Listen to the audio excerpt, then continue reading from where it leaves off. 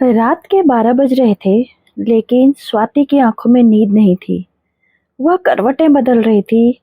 उसके बगल में लेटा पति वरुण गहरी नींद में खर्राटे भर रहा था। स्वाति दिन भर की थकान के बाद भी सो नहीं पा रही थी। आज का घटनाक्रम बराबर उसकी आंखों में घूम रहा था। आज ऐसा कुछ हुआ कि वह कांप कर रह गई। जिसे वह सिर्फ खेल समझती थी, वह कितना गंभीर हो सकता था, उसे इस बात का ध्यान नहीं था। वह मर्दों से हल्का-फुल्का मजाक और फ्लर्टिंग को सामान्य बात समझती थी। स्वाति अपने फ्रेंड्स और रिश्तेदारों से कहती थी कि उसकी मार्केट में इतनी जान पहचान है, कोई भी सामान उसे स्पेशल डिस्काउंट पर मिलता है। स्वाति फोन पर अपने मायके में भाभी से कहती है कि आज मैंने वेस्टर्न ड्रेस खरीदी, इतनी बढ़िया और अच्छी डिजाइन में बहुत सस्ती मिल गई है। मैंने साड़ी बिल्कुल नए कॉलर में से खरीदी है, नए कलर की खरीदी है, 1000 की है, पर मुझे सिर्फ 500 में मिली। डायमंड रिंग अपनी फ्रेंड से ऑर्डर देकर बनवाई है।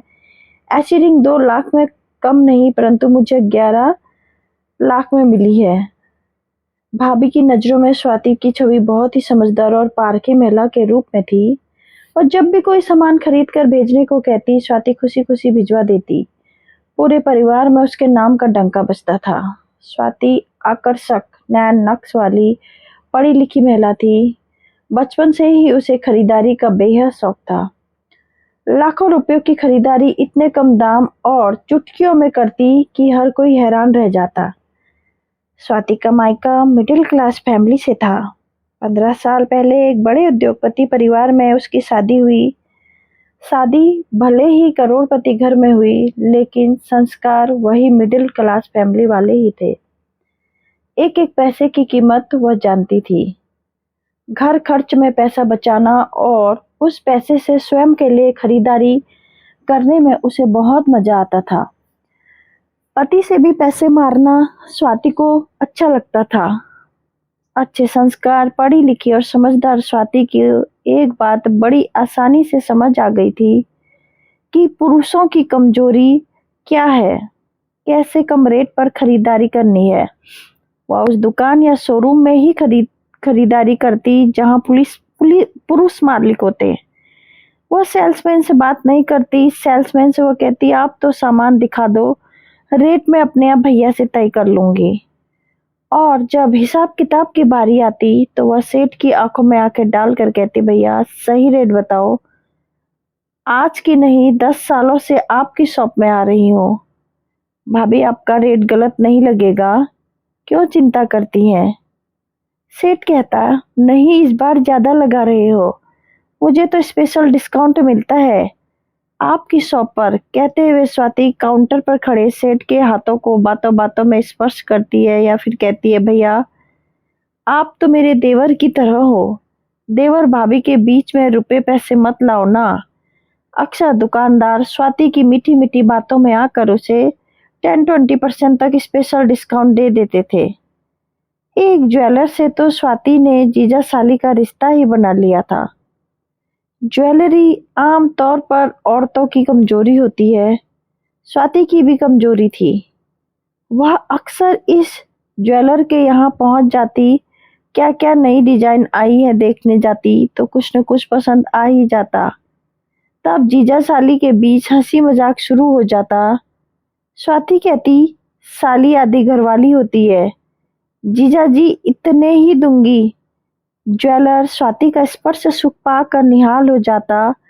उसके मन में स्पर्श को आग बढ़ाने की प्लानिंग चलती रहती, पर स्वाति थी कि काबू में ही नहीं आती थी। सामान खरीदा और उड़न छू।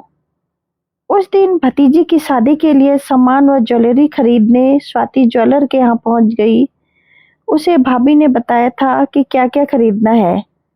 भाभी ने घर से निकलने से पहले ही ज्वेलर को फोन किया, भतीजी की शादी के लिए ज्वेलरी खरीदने आ रही हूँ, आप अच्छी अच्छी डिजाइनों का चयन करा कर रखना, मेरे पास ज्यादा टाइम नहीं होगा। आप आइए तो सही साली साहिबा। आपके लिए सब हाजिर है। ज्वेलर ने कहा। ज्वेलरी की यह दुकान कोई बड़ा शोरूम नहीं था, लेकिन वह खुद अच्छा कारीगर था और ऑर्डर पर ज्वेलरी तैयार करता था। शहर की एक कॉलोनी से उसकी दुकान थी, जहां कुछ खास लोग को ऑर्डर पर तैयार ज्वेलरी भी दिखाकर बेच देता था और ऑर्डर देने वालों को कुछ दिन बाद सप्लाई दे देता।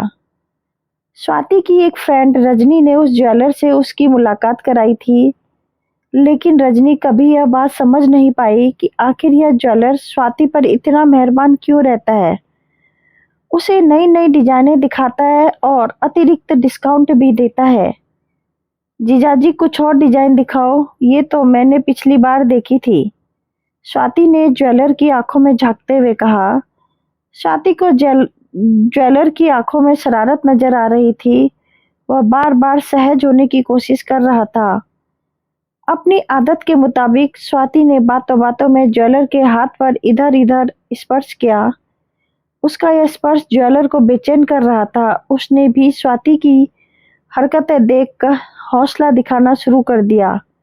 वह भी बातों बातों में स्वाति के हाथों पर स्पर्श करने लगा। यह स्पर्श स्वाति को कुछ बेचैन कर रहा था, लेकिन वह सहज रही। उसे कुछ देर की हरकतों से स्पेशल डिस्काउंट जो लेना था। स्वाति ने देखा कि आज दुकान पर सिर्फ एक लड़का ही है, हेल्पर के तौर पर काम कर रहा था, बाकी स्टाफ न था।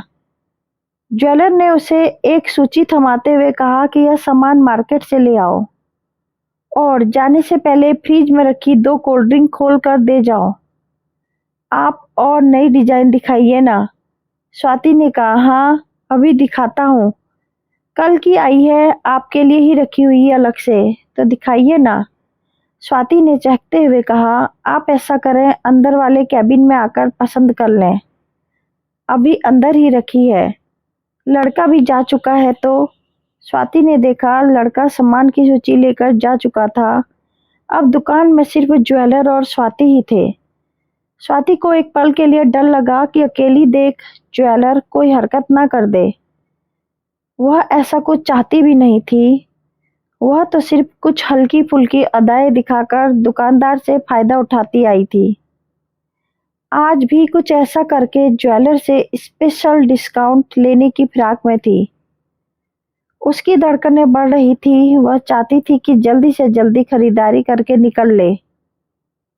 उसका दिमाग तेजी से काम कर रहा था कि क्या करे। वह अपने आप को संभालकर कैबिन में ज्वेलरी देखने घुस गई। उसने अपने शब्दों में मिठास घोलते हुए कहा, जीजाजी आज कुछ सुस्त लग रहे हो, क्या बात है?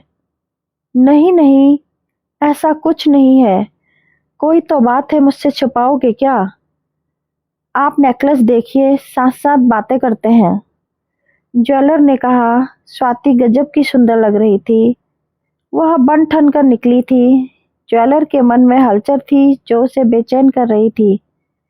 उसने सोचा कि हिम्मत दिखाई जा सकती है, अतः उसने स्वाति के हाथ को स्पर्श किया तो वह सहम गई। लेकिन उसने सोचा कि अगर थोड़ा छू लिया है तो उससे क्या फर्क पड़ेगा।